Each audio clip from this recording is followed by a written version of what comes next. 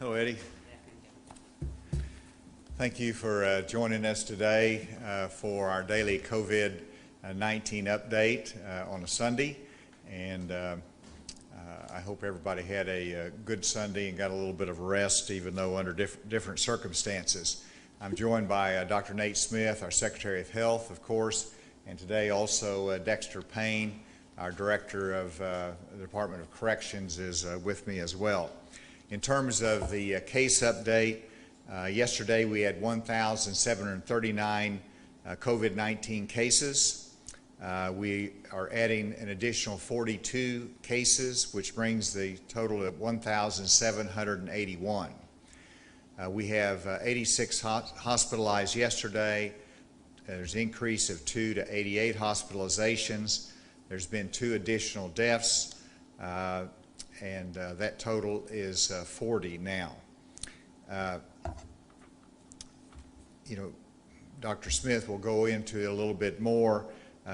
Whenever you look at 42 new cases, we did 551 tests, which includes the commercial test as well as other facilities. And you can see the percent that was negative on that testing.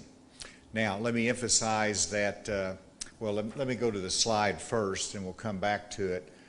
So this is a little bit different on the new cases because as you can see, as you get toward the end, for the last 3 days, we just did it the last 3 days, it's the white are the increases from the Cummins prison unit, and the red are the other cases that we've recited.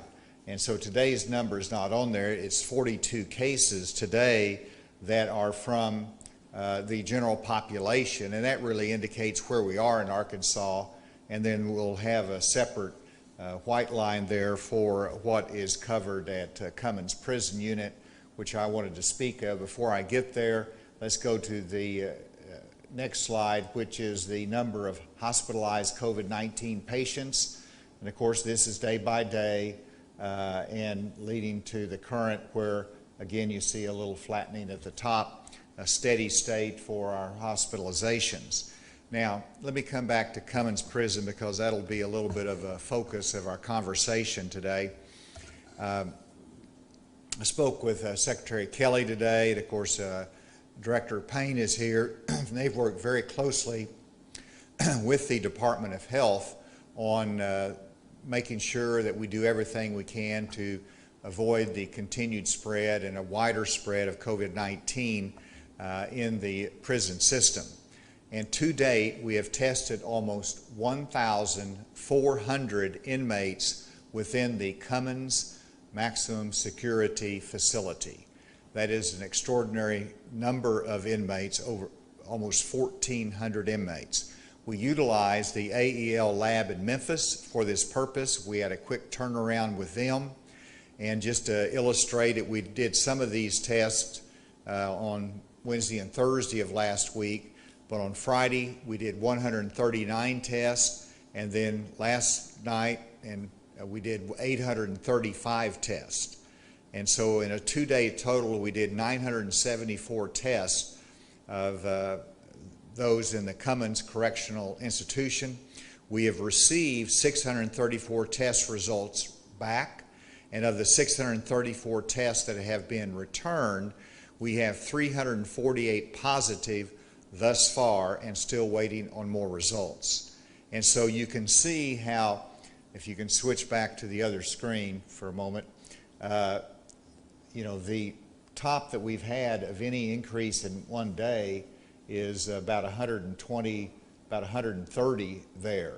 And of course, in recent days it's been 40, it has been 50, so it's been lower numbers. And so the number that we will have coming out of Cummins dwarfs what we're having statewide, with 348 positive thus far. And that's a reason, of course, to distinguish those in the reporting system. Of the inmates that have tested positive or negative, it's been segregated so that we have 8 positive barracks within Cummins, and we have 7 negative barracks. And so they are properly allocated based upon their test results and their public health requirements. Let me assure everyone that all of the Department of Health guidelines are being followed. They're being cared for in terms of their medical needs. Almost all are asymptomatic. In other words, they're not showing symptoms. Only 3 have been hospitalized, and we'll continue to monitor that situation. As a result of the concern about what's happened in the prison system, I get a lot of questions about, well, shouldn't you have some kind of a compassionate release program? And we have to remember that these inmates are there for a reason, and there's public health concerns, but there's also public safety concerns. But I did look at this issue, and the parole board has really over the last couple of weeks taken action in looking at the larger prison population. And for example, 271 inmates have been released from our county jails across the state that were being held under a 90-day sanction program as a result of their parole supervision by the Community Corrections Division. And so they were in there for some violation of a sanction, and they have been compassionately released to relieve the crowding in the county jails, but also to relieve the intake into our prison system. And the parole board believed they could do that consistent with public safety concerns. One has been released who is over 70 for health conditions. But I've also, and let me emphasize, this is really not related to Cummins. Cummins is being dealt with in terms of our testing there with the positive and negative barracks, and of course the inmates there in the maximum security unit almost by definition pose a public safety concern, and so that's separate. But we look at the broader prison population, whether it's Tucker Prison or whether it's the North Central Unit at Calico Rock, and I've asked for a review of all nonviolent offenders who are non-sex offenders that are due for release within the next 6 months. I've asked for those to be identified and reviewed by the Parole Board and the Department of Corrections. There are 1,990 inmates that fit that criteria of nonviolent offenders, non-sex offenders that are due for release within the next 6 months. They will be screened by the Parole Board and the Board of Corrections from a public safety standpoint, and they will make a determination as to how many of these can be released under the current circumstances. The reason that this is important is that right now we have an outbreak in the Cummins Prison maximum security unit, but we want to look at the prisons more broadly, and that if we have positive cases or an outbreak in another unit, we want to have sufficient space available so that we can have the inmates that test positive isolated, and we can do the sufficient contact tracing in these units and have separation capacity, and we have to have some empty spaces for that. So it's a matter of looking ahead and planning in the event that we have a challenge in any of the other facilities. And so with that, I wanted to ask Dr. Smith to come and give his comments and report, followed by Director Payne. Thank you, Governor. Just give a little bit more detail on some of the numbers from today. As the Governor mentioned, we have 42 new cases in our database that brings our total to 1,781. Of those, 1,020 are active cases. Dr. Dillahay gave the breakdown in terms of race yesterday. I want to go over that again briefly. Of our total cases, 60% are white, 29% are African American, and we have 4% Hispanic.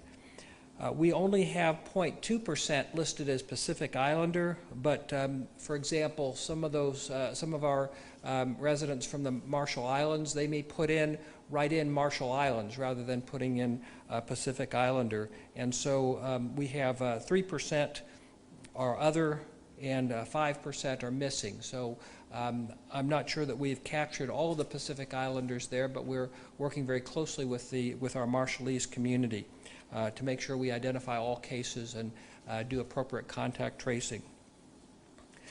In terms of underlying medical conditions, some of the top ones are diabetes. We have 197 of our total cases have been diabetics. That's 11%.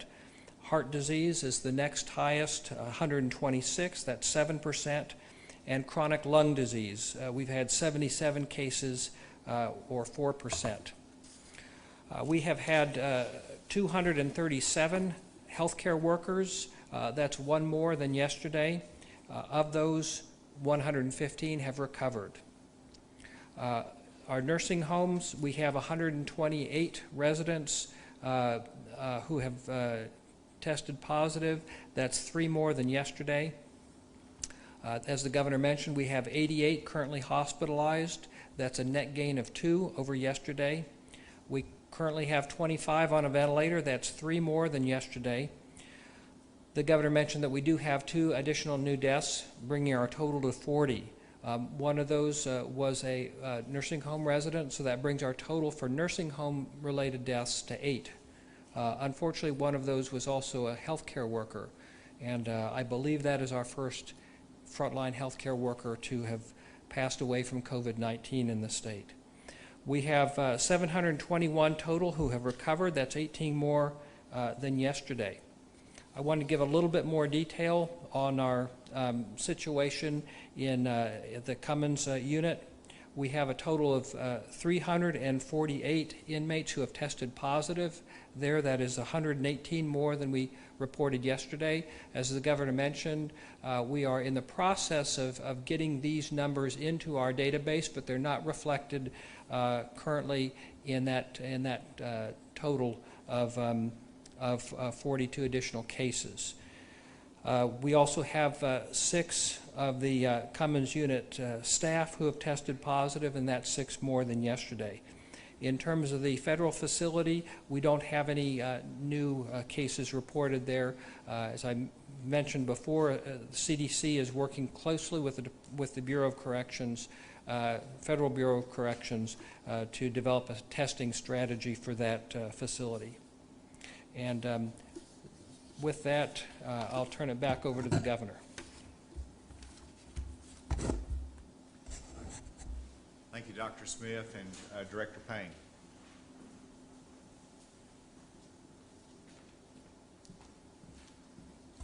Good afternoon.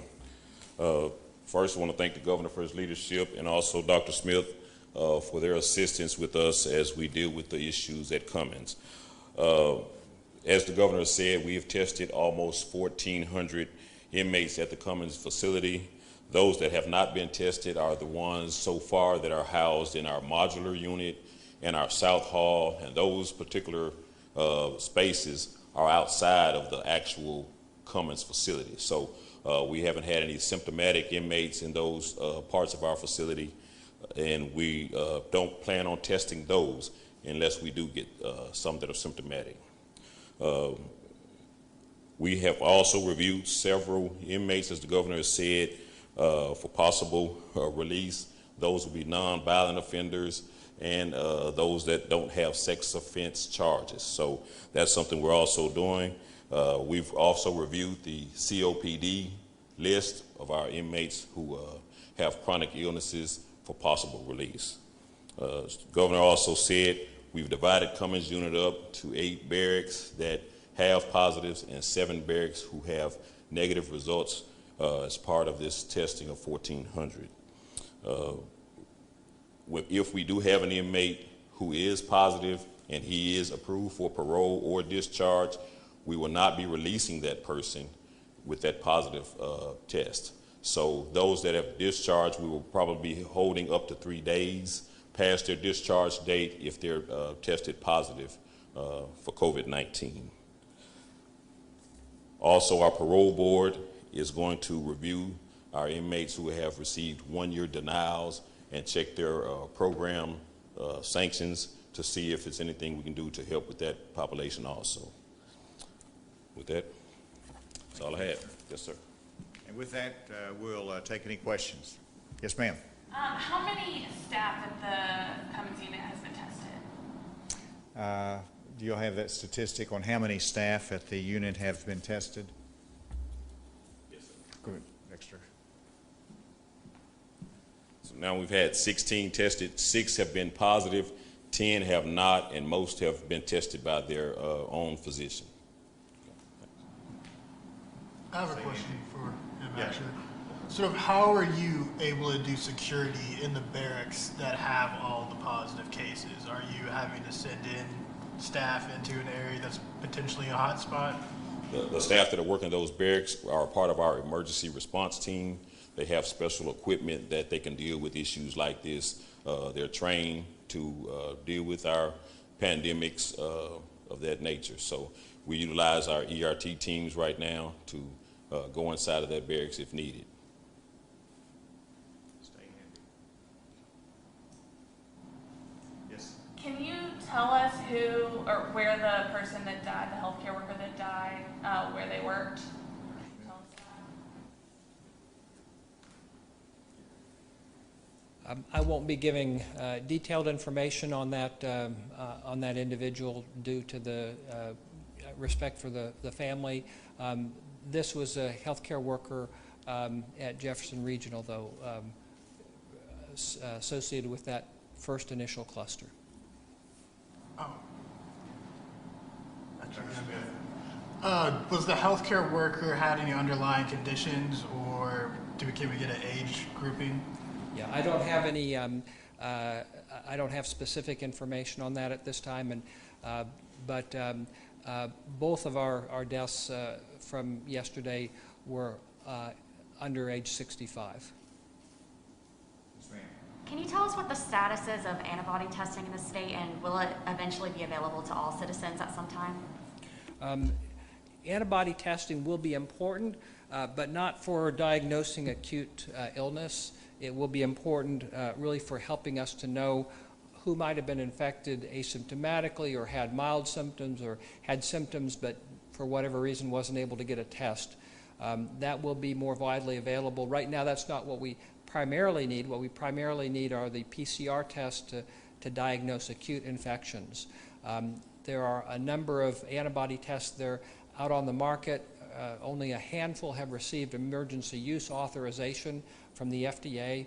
Actually, UAMS is developed their own, and they're in the process of validating that test as well. So those tests will be an important part of us assessing our situation. One of the misconceptions I think people have is that having an antibody test means that you're immune. We don't know that at this point. Some antibodies are protective and some antibodies aren't. For example, we test for HIV by doing an antibody test, but that antibody is not protective. We still have a lot to learn. One of the ways in which we can use that, though, is to identify people who may be donors, potential donors for convalescent plasma.